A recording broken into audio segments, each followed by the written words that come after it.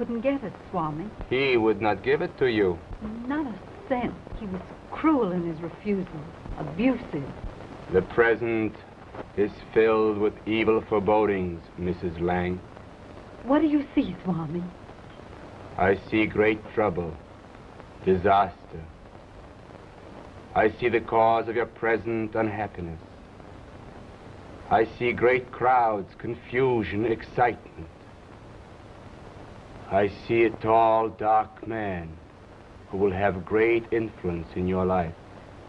Can you tell me who this man is, Swami? The magic ball is dim. The face is shadowy. The name eludes me.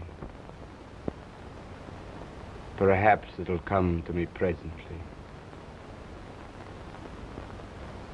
I see tragic events which will alter your entire future. I see sorrow, despair. And again I see vaguely this tall, dark man. He's about to speak. Ah, he fades from view. Another man. I see the cause of your present unhappiness removed.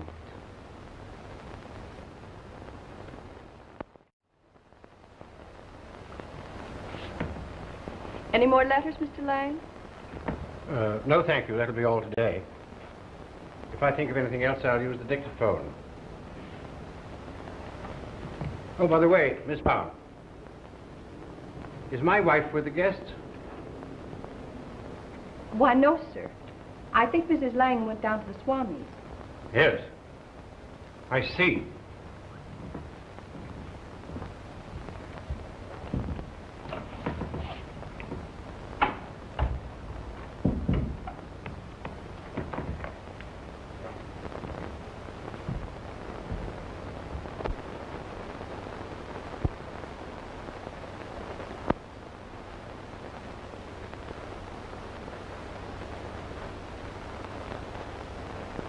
What's the score, Dad? 40-30. Now let me see you win this game, Vivian. All right. All right. You ready? Yes?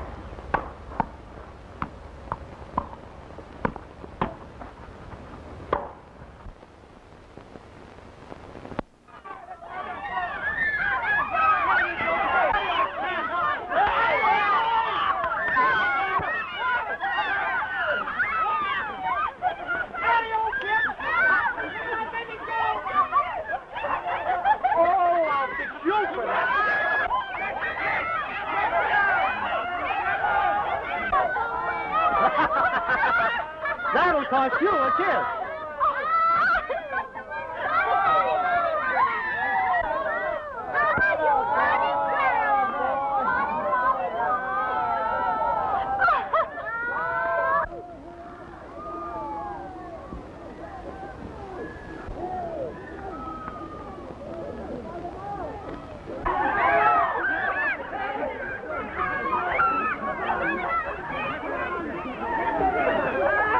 Monroe, tell my wife I'd like to speak to her. Yes, Mr. Fraser.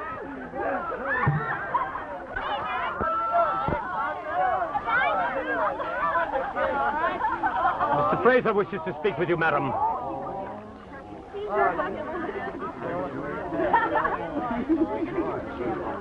You'll excuse me, Nick? Why, sure.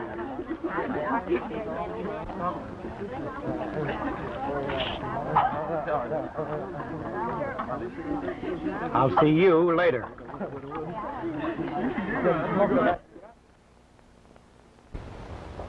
Will you please remember that you're supposed to be a lady and try to act like one?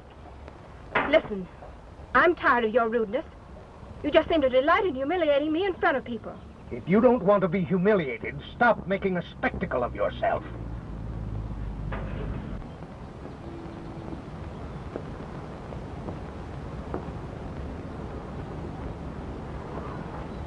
Oh, I was just looking for you.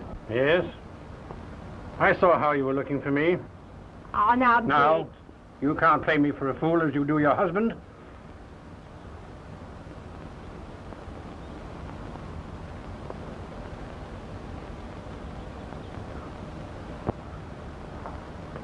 Hello, John.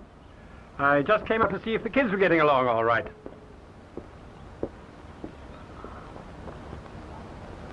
So you and Lang take me for a fool, huh? Oh, you make me sick with your silly jealousies. Silly jealousies or not, you're going to stop this sort of thing, or I'll put a stop to it. Oh.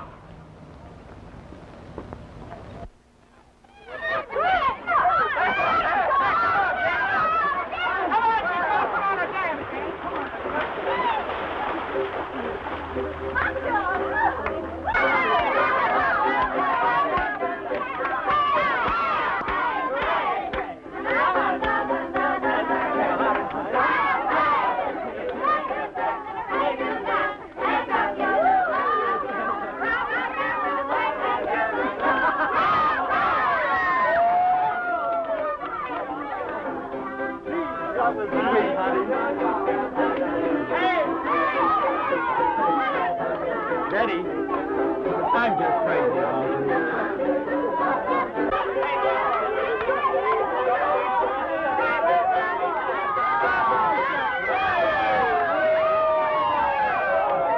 Hello, Dick.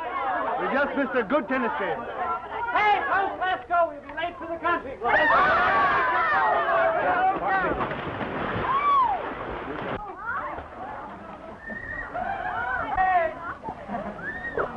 I wish you'd stay. Mother's having her Swami over tonight to put on a séance for us. Oh, I'm sorry, Betty, but we're going to run up to the club for an informal dinner tonight. Oh, Lucille.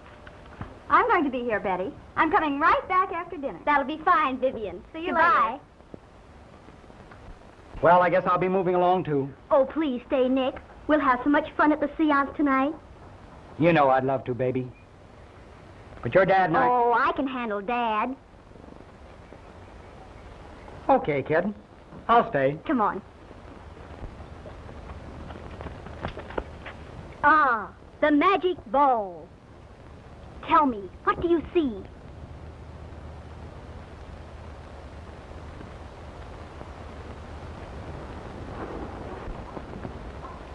The sweetest kid in all the world.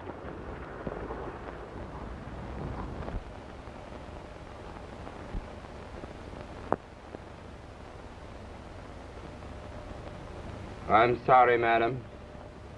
I can't tell you no more. But I must know more, Swami. The coming events are not clear. The great forces which reveal these things to me do not respond to those of little faith, those who falter in the face of obstacles and material skepticism. But I do have faith, Swami. You don't know how much I believe in you and your wonderful power. Material demonstration is the only evidence of complete faith. If I get more money, will you be convinced of my absolute faith in you? Perhaps.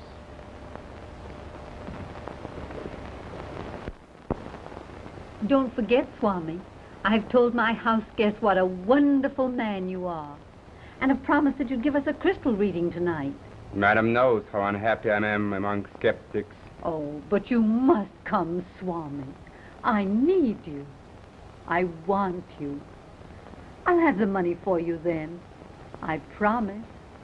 I will come as a very special favor to you, most beautiful lady. Oh, I'm so glad. That's lovely of you, Swami.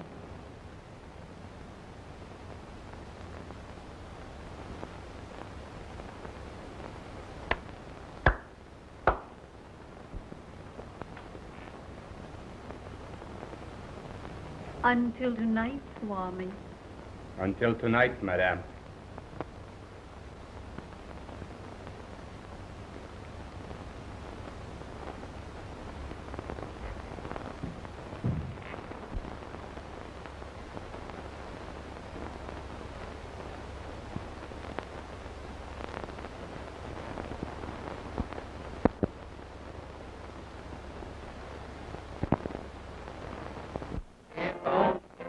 What I was to you, I wouldn't be so blue.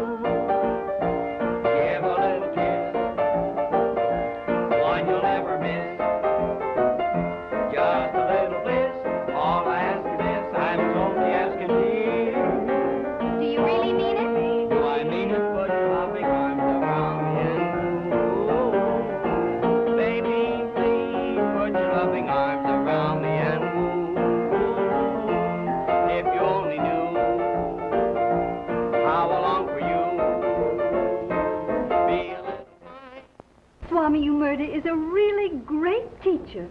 He not only has a marvelous knowledge of the occult, but he's so human, so understanding. If it weren't for you silly women, these Hindu fakers would starve to death. You're very rude, John. No, I'm not, my dear. I'm only telling the truth. Besides being fakers, these swamis are always making trouble. You'll soon find that Swami Umurda is no faker. He'll positively startle you. Yes, they say he really is uncanny. You see, even Mary admits it. And being Richard's secretary would make anyone a skeptic. Now I can finish. Started to tell you in there. Well, no man seems to be in the air tonight. Why, Nick was just going to show me a new dance step. It looked very interesting. Will you show me the same step? Why, sure. Betty will excuse me. Well, I won't. That swell perfume you're wearing, Mrs. Fraser. What is it? It's a perfume Chateau makes especially for me. He says it fits my personality. I'll never forget it. The perfume or the personality? The perfume. These matters must be straightened out at once. And furthermore, Mrs. Lang has been giving large sums of money to this Swami. Judge, as my attorney, you know more about my business than anyone else. I don't have to tell you that my stocks are terminated. Some of my bonds are I've got to put a stop to these drains on my resources. And with all this, my home has become a public hangout for gigolos, hoodlums, and fakers. I tell you, Judge, I'm not going to stand it any longer.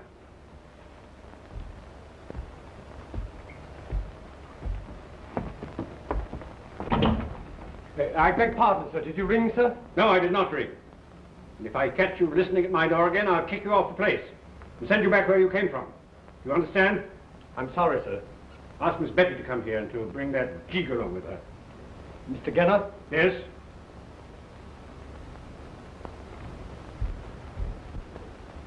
I'm going to straighten out this whole mess if I have to throw them all out. Families, servants, and all. Well, if you will pick a man out of the gutter, what can you expect? A man doesn't have to come from the gutter to be a rat.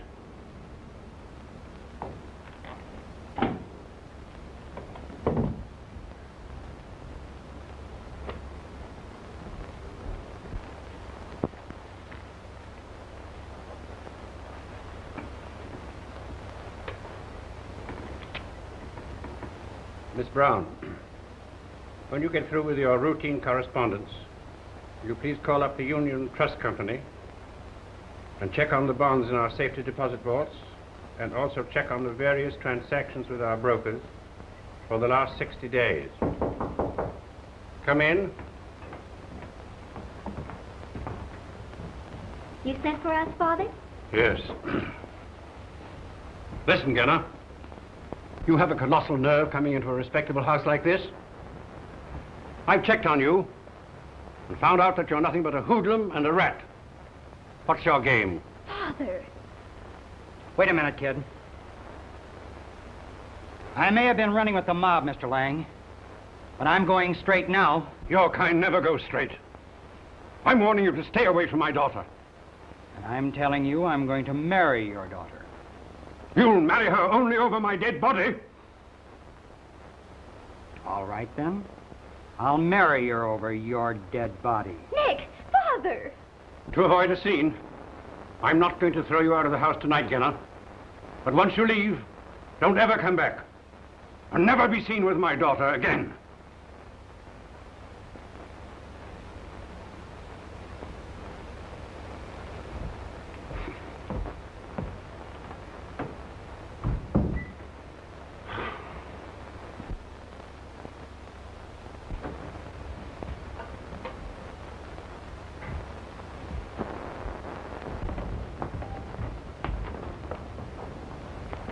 Father isn't really as bad as he sounds, Nick.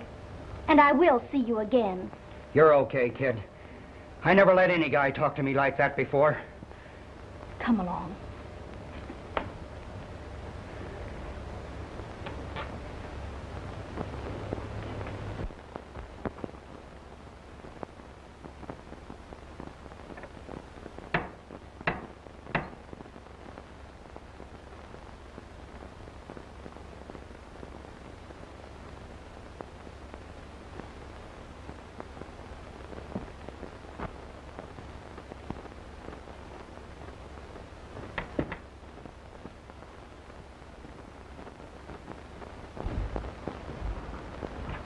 It was so good of you to come, Swami. It is my great pleasure of being of service to you, my most gracious lady. I have everything prepared. As soon as I introduce you to the guests, I'll run upstairs and get Mr. Lang. And the check. Folks, this is Swami You Murder. Betty, will you assist the Swami until I return? Certainly, Mother.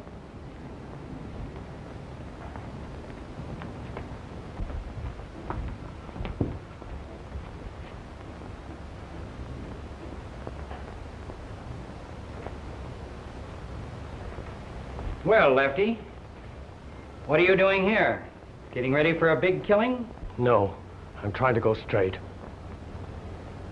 I just heard that our kind never goes straight. Your kind, maybe. Yeah? Say, you haven't been doing any talking to Lang about me, have you? Oh, you know I haven't, Nick. I ain't so sure. I was sitting pretty with this layout until somebody tipped Lang off tonight. Oh, it wasn't me, Nick. Honest, it wasn't. I'm on the level with you. You'd better be. Remember, I'm the boss of the gang, and you still belong to it. I'm telling you, I'm through with the bunch for good. That last prison stretch cured me. I don't savvy your racket, Lefty. But don't start anything around here until you hear from me. And get this. No one ever walks out on the gang and lives.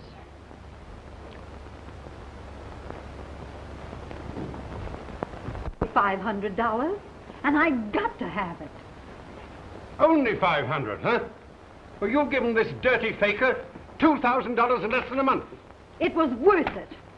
If you only knew the things he told me. Well, I'm going to tell you something.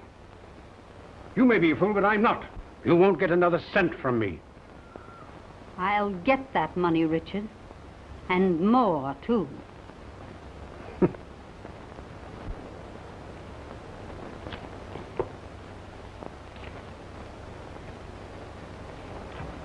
Swami You Murder's a wonderful mystic. He's helping me to solve my problems.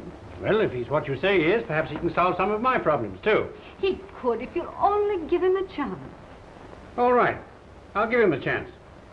If he can tell me anything, you'll get the 500. Thank you, dear. Come in. The Swami is ready, madam.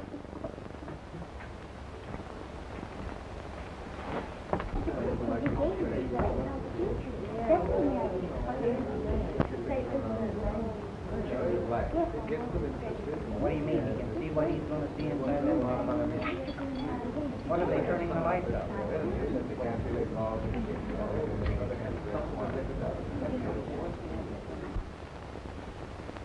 My dear friend, it is very difficult for me to delve the unknown in the presence of those who do not believe in the unseen forces which inexorably shape our destinies.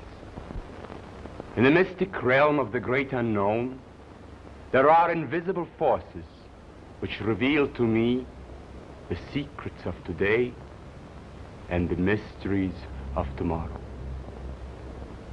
The manifestations of these revelations come to me through two different mediums. One, the mystic crystal ball, in which the events of tomorrow are revealed to my sight. The other is the magic slate on which I receive written messages from my spirit control. First, through the medium of the slate, I shall answer any question any of you might wish to ask. The slate is perfectly clean, as you can see. I place it together and put the chalk inside. Mr. Lang. Yes? Would you seal the slate?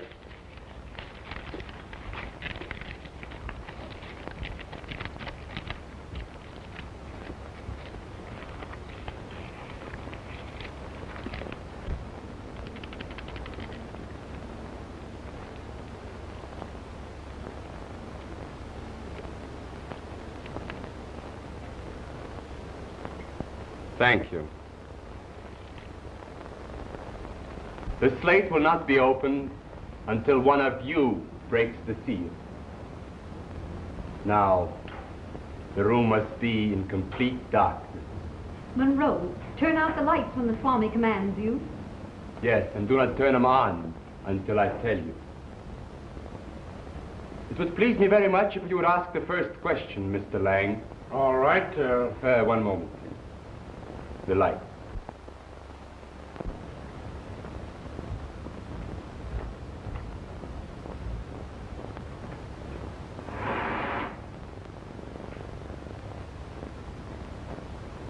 The question, Mr. Lang. Is there any real foundation for my present worries?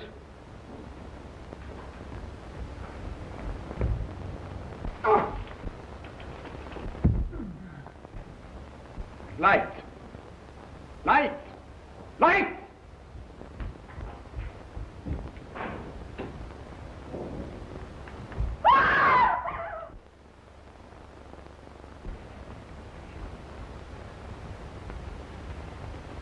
Don't touch that knife. You might destroy fingerprints.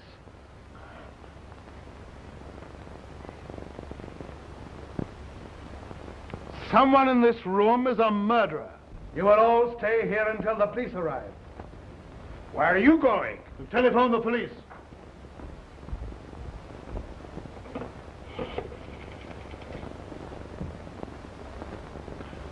Police headquarters, please.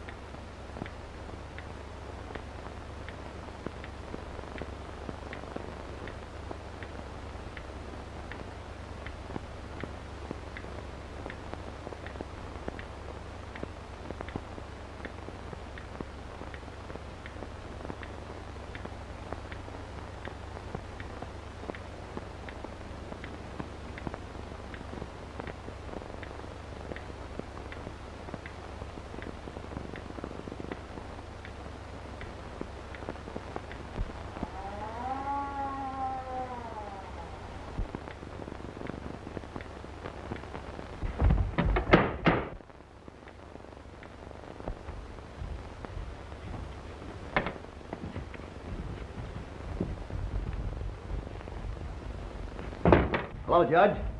Did you phone police headquarters? Yes, Captain Devlin. There's been a murder here.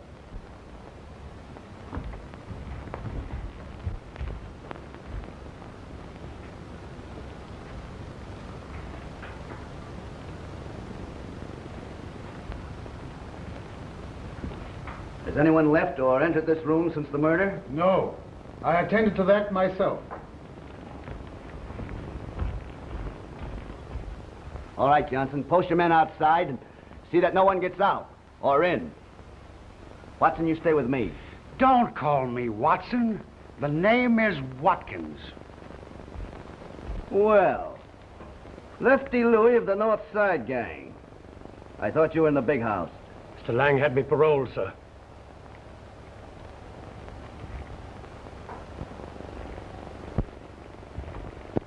Why, this looks like a gathering of the North Side clan. What are you doing here, Nick? I'm an invited guest. And you can't hang this on me, Devlin. No? No.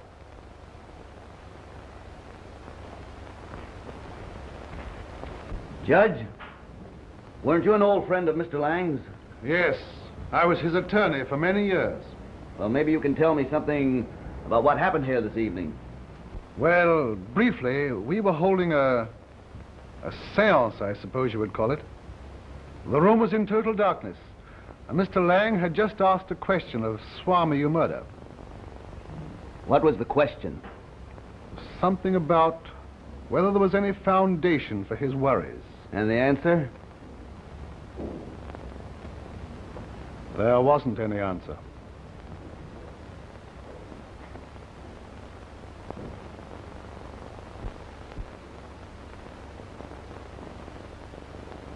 Then what happened? Then there was the sound of a blow and of a body falling. Then the lights came on. Mr. Lang was lying where you see him. Who turned on the lights? Monroe, the butler. Immediately? No, as a matter of fact, there was a slight delay.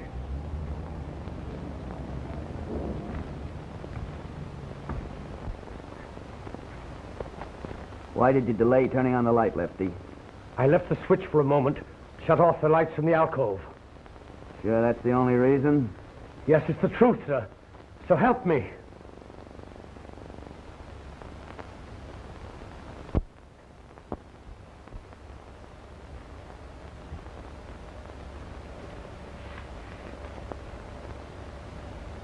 I'm John Frazier, Lang's former business partner. Thanks.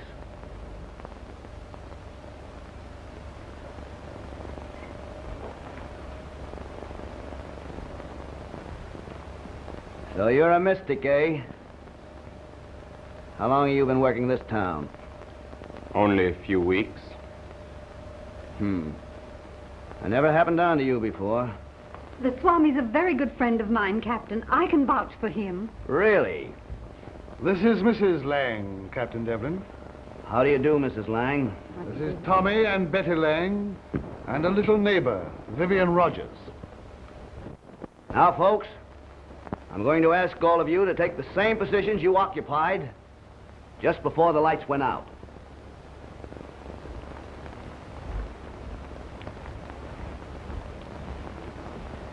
Watson, you take Mr. Lang's place. Back the entire scene from the moment before the lights were extinguished.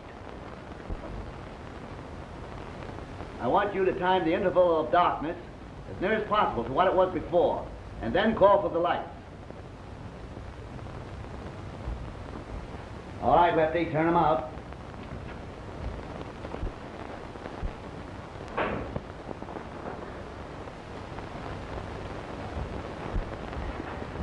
It's all right, Watson. It's only me. Just trying out a theory. Ladies who are inclined to be a little indiscreet should not use distinctive perfumes. Why, you don't think that I... These hairpins I found here match your hair. Yours? I may have lost a hairpin or two. Get Frazier. Oh, please, don't bring my husband into this. Oh, he's insanely jealous. Of course you know your husband suspected you and Lang.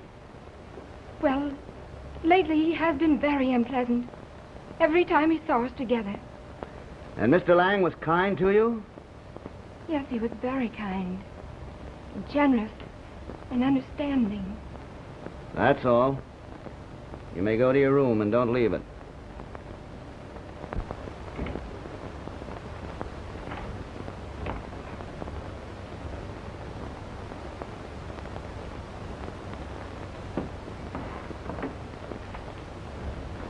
Did you ever see this handkerchief before? Yes, it belongs to my wife.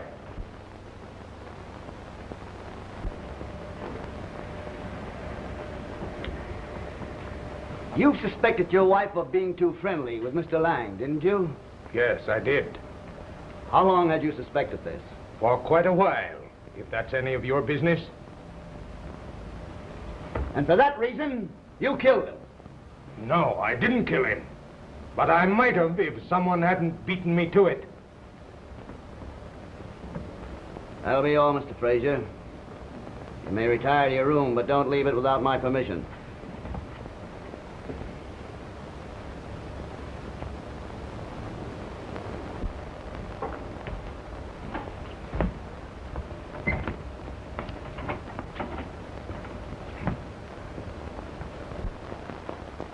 Gosh, you sure hung it out of him, Chief. You ready to make the pinch? No. Get Nick and the girl up here.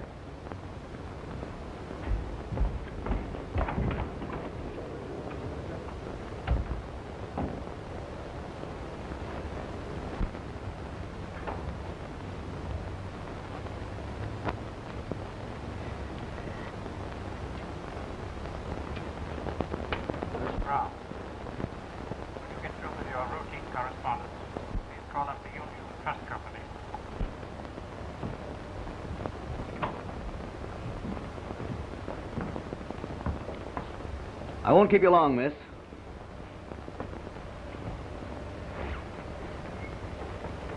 You can't put me on the spot. I ain't talking. I don't know nothing, and I ain't saying nothing. You're going to do plenty of talking before I'm through with you.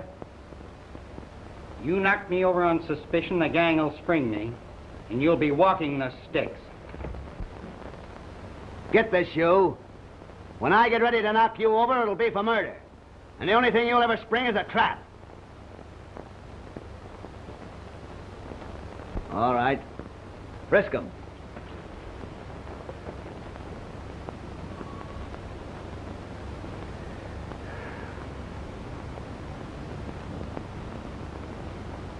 Nice innocent toy you're carrying.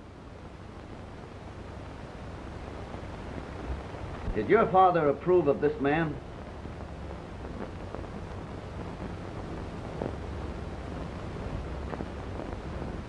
Well, no. Father didn't like Nick very much. Did they ever quarrel? Yes, they did this evening. A very violent quarrel? Yes.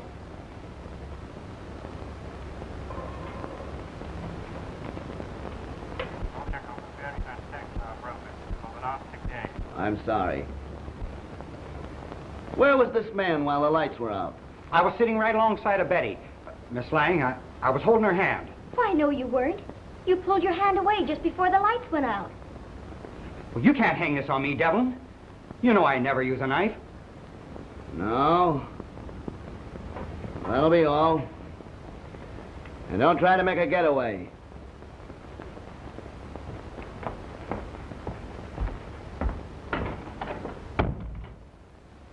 Bring Mrs. Lang up here. And by the way, tell those two kids and Mr. Lang's secretary to go to bed, Watson. Don't call me Watson. The name is Watkins. W-A-T-K-I-N-S. Watkins.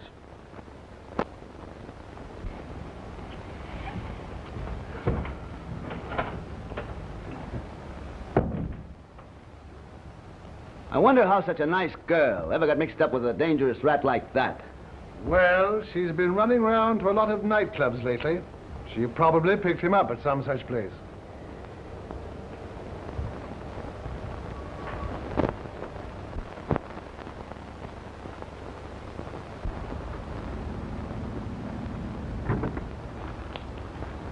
Got a cigarette, Casey?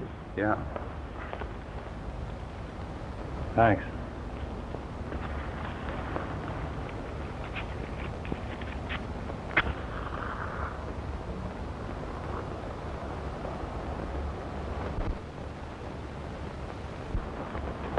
Hold or I'll shoot!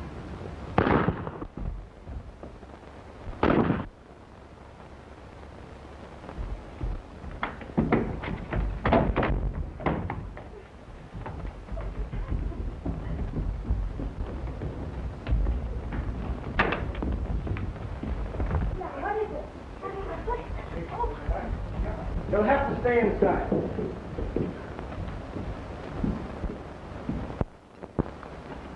What are you doing out here? Yeah, what are you doing? I just have to go home. I can't stay away all night. I'm sorry, Miss Rogers. I'll phone your family for you. Take her back to the house. Come on.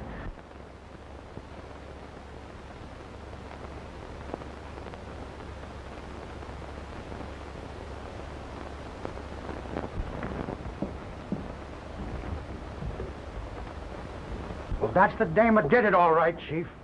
Yes. It does look like it, Watson.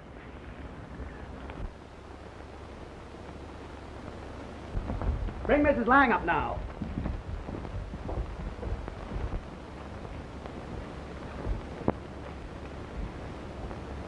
I'll be as brief as possible, Mrs. Lang. There were 10 people in the living room tonight when your husband was killed. One of them killed him. Have you any suspicions? I don't know who could possibly have done it. You've recently endorsed a number of checks over to Swami murder. Why, yes. The last one was dated 10 days ago. Yes, I believe so. When did you visit this Hindu last? Today. Did you take him another check?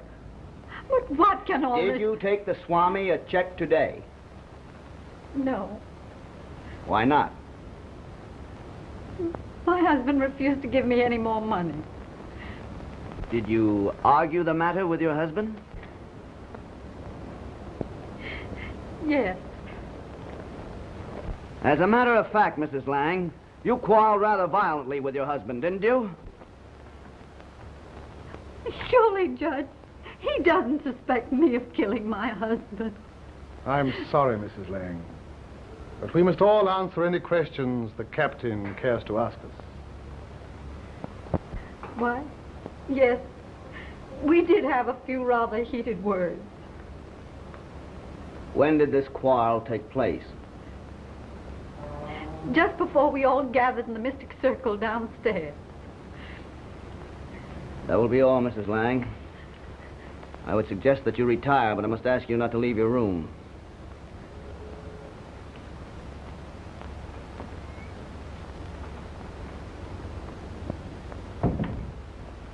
Gee, you're slick, Captain. She killed him for his money, didn't she? She and the Swami. Well, maybe. And then again, maybe not, Watson.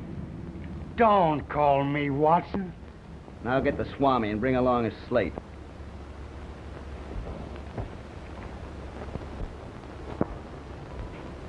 So you're Swami murder, the mystic, eh? I am. Mrs. Lang, the murdered man's wife, has been one of your most profitable clients, hasn't she? Yes, she has. You were extremely friendly with Mrs. Lang. Yes. But not so friendly with her husband. I never had any contact with Mr. Lang until tonight. You claim to be a mystic. Why don't you tell us who killed Mr. Lang? Perhaps I will, when the proper time comes. You answered a question for Mr. Lang tonight, did you not? I did, through the medium of the slate.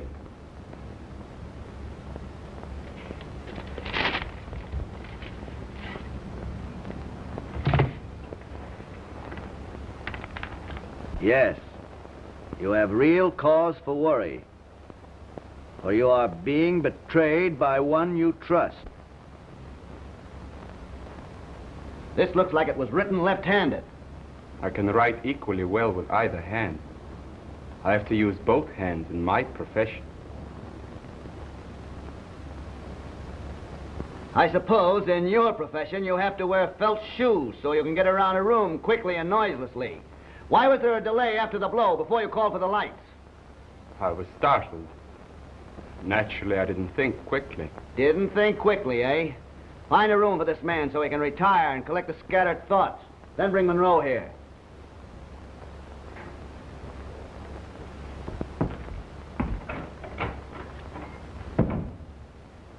Just as cold as the cobras of his native India.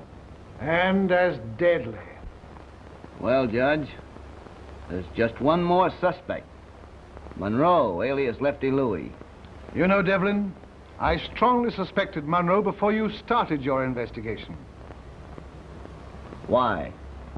I heard Mr. Lang severely reprimand him just before the séance for eavesdropping outside the study door and threatened to send him back to prison.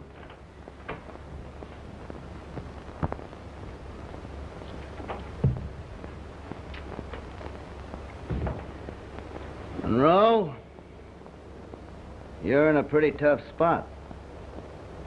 You're a man with a police record.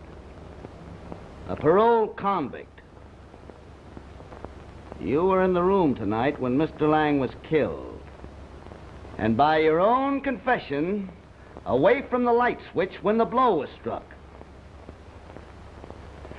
Why did you kill Richard Lang? Oh, I swear I didn't kill him, Captain. He was the only real friend I ever had.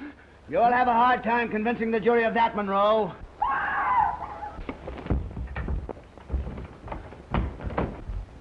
What was that? Where did that scream come from? Don't ask me. Put out that door.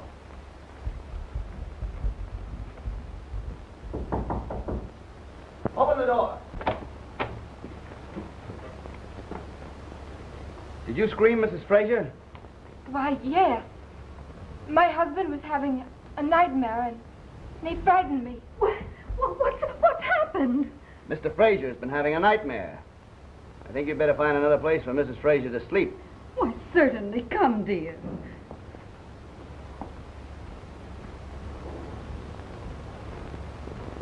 Not resting well tonight, Mr. Fraser. Come on, scram. The rest of you go back to your rooms. You'd better go to bed, too, Lefty. And remember, don't try to make a getaway. The house is well guarded.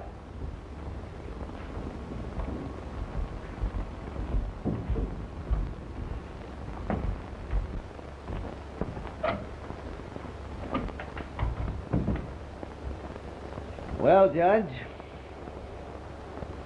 Lefty's the last of the suspects. I think, though, it would be a good idea to list all of them. Do you mind writing down their names as I recall them? Why, not at all, Devlin.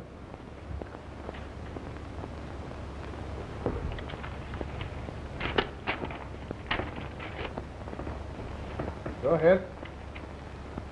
John Fraser, elderly.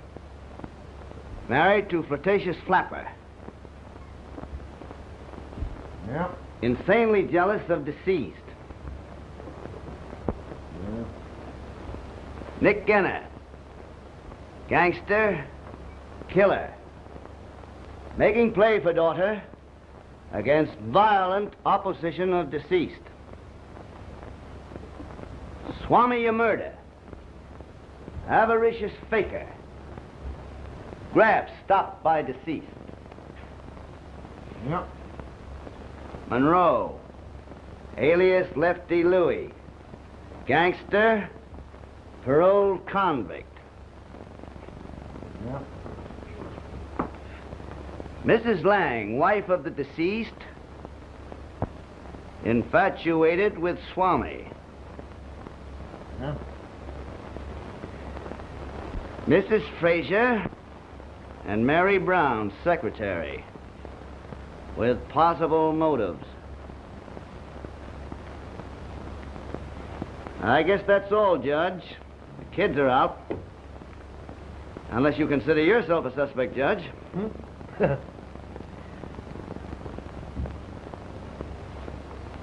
You write a mighty fine hand, Judge McLeod.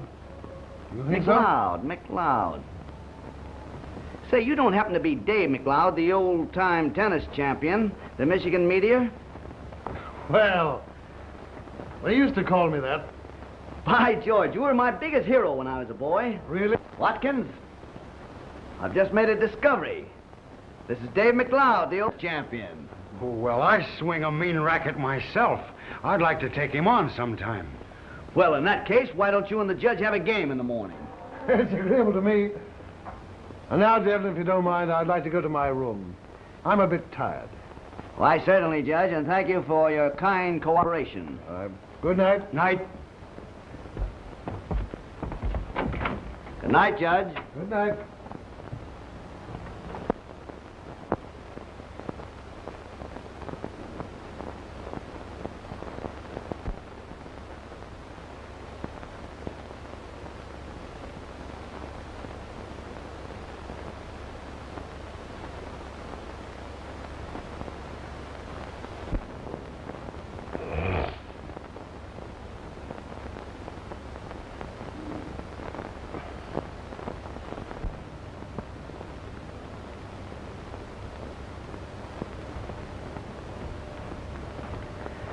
Gosh, Captain, how long are we going to stay here? Don't you know who killed him yet? Yes, I think I do. Well, then why don't you knock him over and let's go home? Did you notice the precision of the knife in Lang's body? Sure, it was stuck in his back.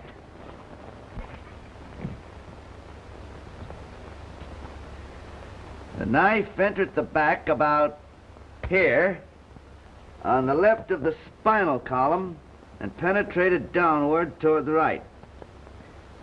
Therefore, Lang was killed by a left-handed person. If the blow had been struck by a right-handed person, the knife would have taken the opposite direction. Furthermore, the killer must have been extremely powerful to drive a knife into a man's back like that.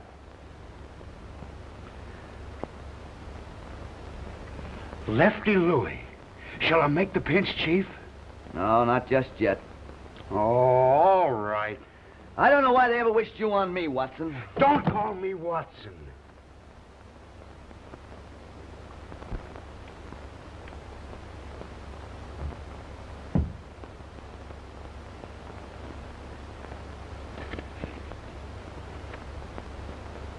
What do you suppose that is, Chief? It's a $1,000 bond made out to Richard Lang and endorsed by him.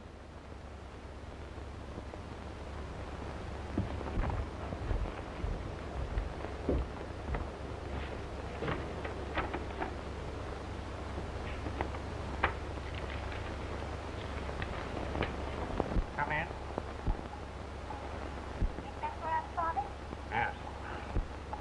Listen, Kenner, you have a colossal nerve coming into a respectable house like this. I've checked on you, found out that you're nothing but a hoodlum and a rat. What's your game? Wait a minute, kid. Hunting with the mob, Mr. Lang. Your kind never goes straight. I'm warning you to stay away from my daughter. I'm telling you, I'm going to marry your daughter.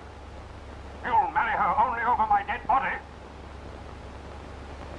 All right, then. I'll marry her over your dead body. Nick, Father! To avoid a scene, I'm not going to throw you out of the house tonight, Kenner. But once you leave, don't ever come back. And never be seen with my daughter again. I knew it was Nick all the time.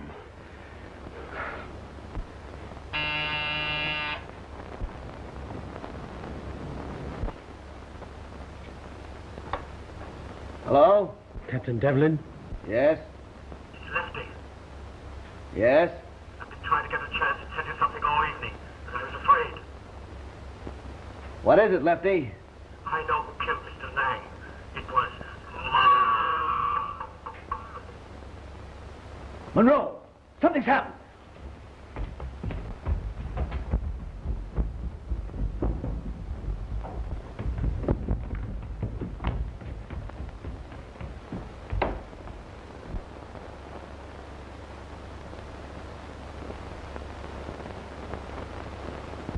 A knife just like the one that killed Lang.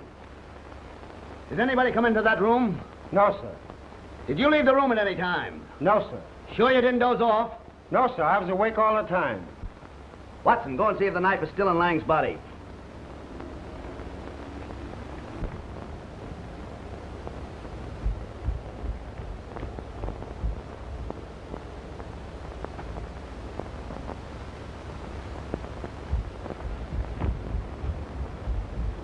The knife's gone, Chief. I guess Lefty knew too much. Poor devil. He was killed by the same hand that got Lang. Get back to your post, Kennedy, and keep a sharp lookout from now on.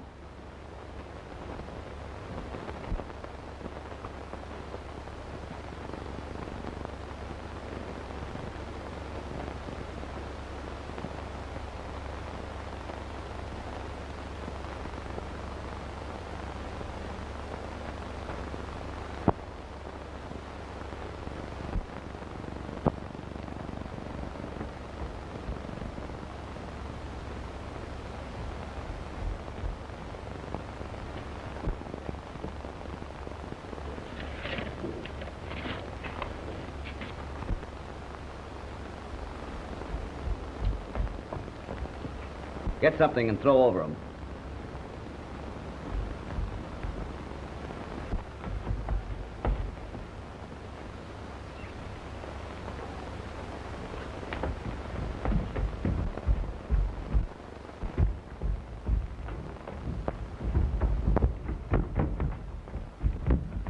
What are you doing here? Just gazing at the stars. Put this stargazer back in his cage and keep him there.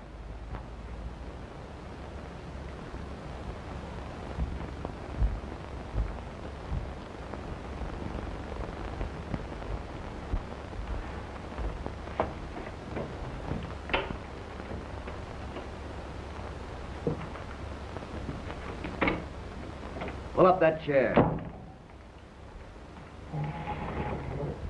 Sit here in there. And don't go to sleep. Don't worry, Chief. I ain't gonna do no sleeping around this joint.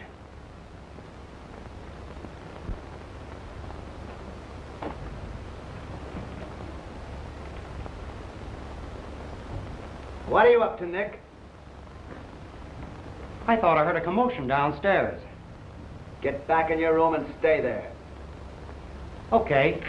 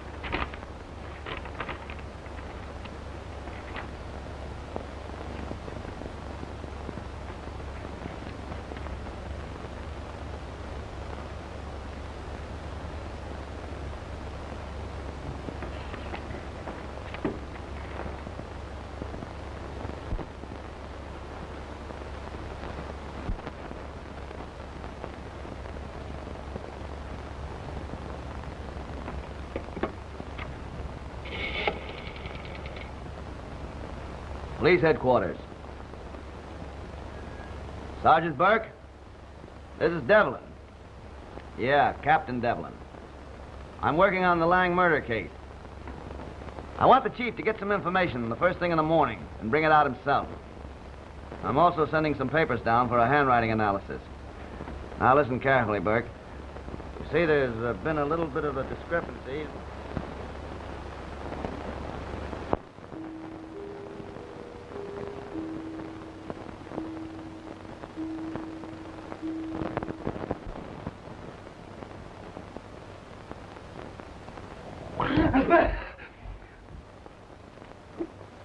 Have you a match?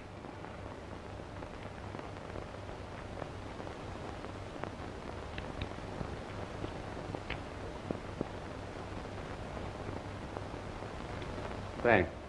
Keep him. And you stay in there.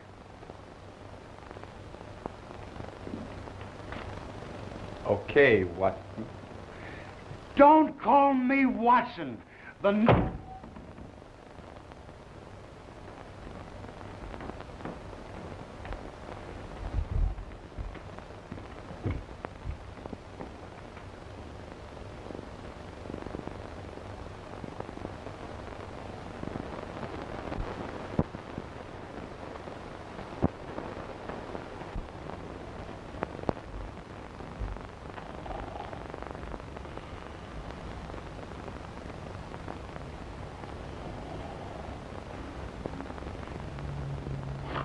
I told you to stay in... Well, Watson, I see you're still on the job. Yeah, but I thought daylight would never come. Come on, buck up. You've got to keep on your feet till the chief gets here. Okay. Good morning, Judge. How are you feeling this morning? To tell you the truth, Devlin, I'm feeling a trifle seedy. Well, that should make you and Watson even. I would suggest that immediately after breakfast, you have that tennis game. That should limber you up and blow the cobwebs out of your brain. I don't believe I've got even cobwebs in my brain this morning.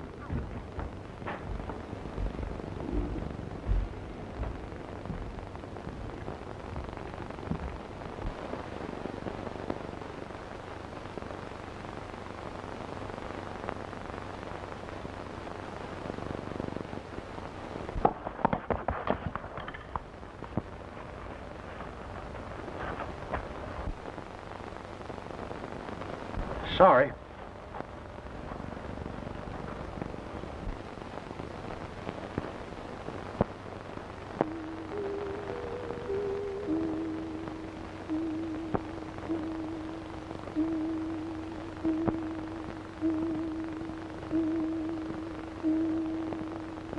Some person in this room killed Richard Lang.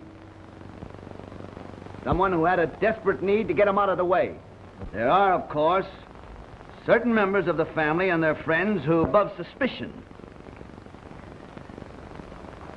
Judge McLeod, who was present, is a respected member of the bar, attorney and lifelong friend of the deceased. Mrs. Lang was in the clutches of an avaricious faker. Her husband had refused to give her more money.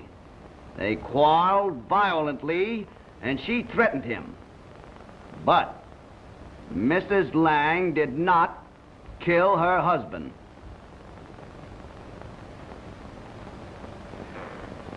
John Fraser, for some time you had suspected Lang of being too friendly with your wife. You were insanely jealous. You came to that séance in this room with murder in your heart. Get up.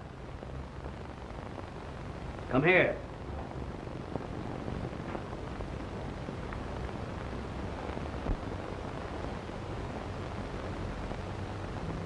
I know that you didn't kill Richard Lang.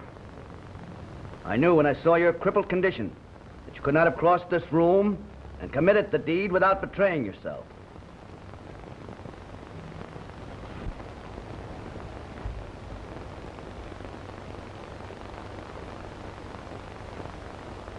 Nick Jenner, you're a gangster, a killer, and a desperate criminal.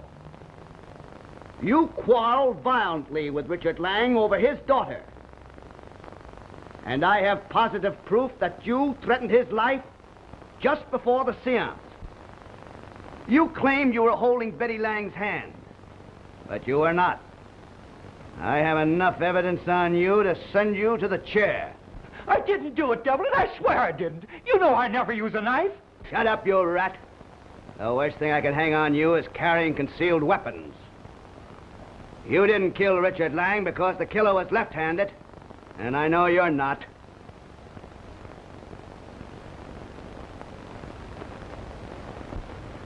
The one suspect who is not here to defend himself is Lefty Louie, the butler. This man was a crook, a parole convict, who had just been harshly reprimanded by Lang for eavesdropping. But Lefty Louie did not commit the crime. He was the one person in this whole unhappy household who was loyal and faithful to Richard Lang. And the same hand that killed his master killed him. Swami, you're a faker and a swindler, preying on silly women. For some time, you've been extracting large sums of money from Mrs. Lang. Her husband put a stop to this. Only Lang stood between you and great wealth. You came to this house prepared to commit any crime, even murder, to get this money. But you can't get away with it. Lang was killed by someone who moved stealthily in the dark and used an oriental knife. You're an oriental, trained to glide about darkened rooms on felt shoes. You're powerful and agile and use either hand with equal facility.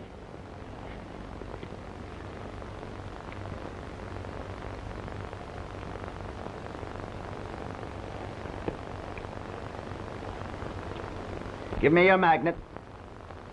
Oh, I'm not interested in exposing any of your silly tricks. I'm merely trying to show who committed the murder.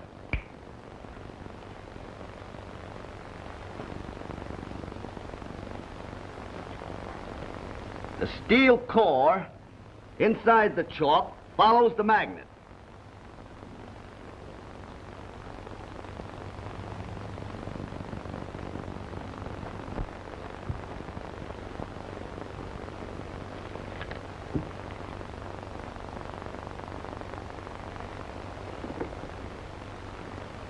But you're not guilty. No man could have written the message and have committed the crime in the short time the lights were out. What's all this nonsense about, Devlin? Do you think Lang killed himself? Just a moment, Coroner. I'm coming to that.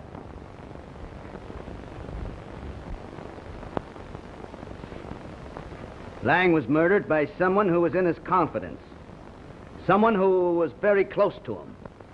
For some time, his broker's transactions had been falsified, and he had been systematically robbed of various large bonds. That's one of the points you verified this morning, Chief. But Lang recovered some of the stolen bonds with their forged signatures, and the guilty person was in imminent danger of exposure and imprisonment. The person who killed Lang was strong and athletic and able to drive a knife into a human body up to the hilt. Mary Brown, you write and perform the small acts of life right-handed. But it is a known fact that many people who are apparently right-handed are athletically left-handed. Killer wore noiseless footwear and was clever enough to wear gloves, leaving no fingerprints on the knife. A very unique knife, such as only a collector would have. Richard Lang was killed by a famous collector of antiques, a great left-handed athlete, a former tennis champion, Judge David McLeod, the man who forged Lang's signature to the stolen bonds.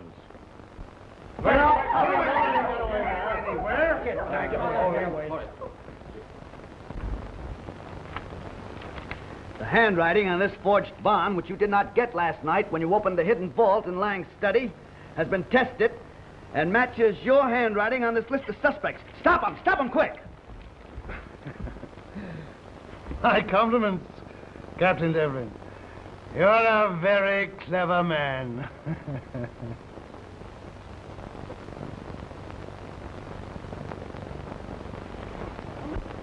And he escaped after all.